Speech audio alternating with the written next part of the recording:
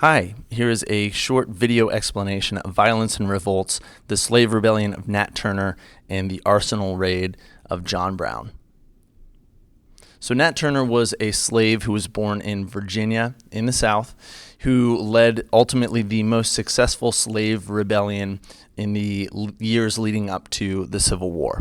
So Nat Turner was a slave who was a very devout Christian. He believed that he had been called by God. He received visions and prophecies that he was meant to overthrow slavery. So he spread his message to other slaves nearby, and in August of 1831, he led this rebellion in which at least 55 white Southerners were killed in their homes. Sources differ on exactly how many were killed in Nat Turner's rebellion, but it is the largest and most successful slave rebellion in the South. Nat Turner went into hiding. He escaped for a short period of time, but did not leave the South and ultimately was caught in late October of 1831. He was sentenced to death after a trial in which he confessed what he had done. He did not hide his actions or his planning. He believed that it was his duty to do what he did, but ultimately he was put to death for his actions in this rebellion. This was, for slave owners, a very terrifying experience because they were nervous that Nat Turner was not just an isolated incident, but that other slaves would do something similar. And so they responded by harming or committing violence against other enslaved people in the area. So in an attempt to prevent anything like this from ever happening again, white Southern slave owners resorted to violence against other slaves nearby.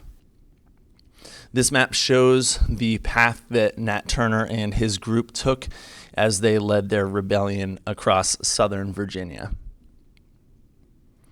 John Brown, on the other hand, is someone that we've met before with Bleeding Kansas. He was an abolitionist from the North, and he planned a takeover of a federal arsenal, so a weapons storehouse in Harpers Ferry, Virginia in 1859. His plan was to capture the weapons that were stored there at Harpers Ferry and then distribute them to slaves across the South, essentially creating a slave army that would overthrow the system of slavery in the South. His plan failed. He was not killed at Harpers Ferry, but was captured and put on trial, and he was found guilty of murder and treason. And John Brown became this very controversial figure because in the North, he was seen as a hero who was willing to die for the cause of abolition, almost like a martyr. So someone who is willing to die for something that they believe in, and he was seen as a hero. While in the South, he was viewed as this symbol of terror that even Northerners who had absolutely nothing to do with slavery would be willing to come into the South and arm their slaves against them. And so John Brown became this on the eve of the Civil War, right before the war began. He was this polarizing figure between the North and the South as how people would view slavery and what should be done about it. So Nat Turner and John Brown, these two individuals resorting to violence in order to overthrow slavery, were very controversial at the time and still are to this day. I hope this helps. Thanks for watching.